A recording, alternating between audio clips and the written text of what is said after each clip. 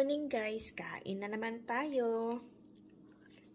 Ang pagkain ko ngayon is ampalaya with egg, tapos bacon.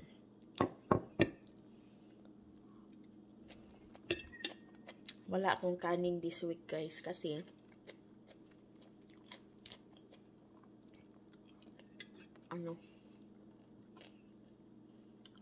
feel ko lang.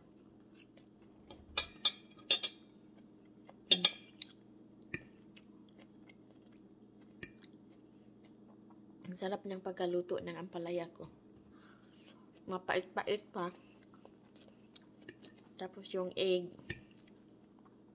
soft.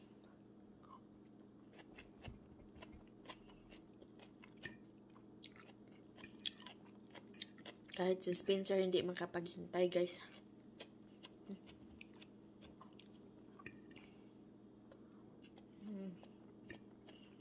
Perfect ang pagkaluto ko ngayon ng egg. Kasi soft pa rin siya.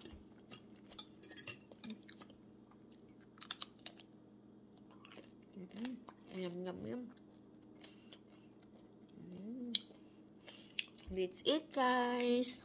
Thank you for watching.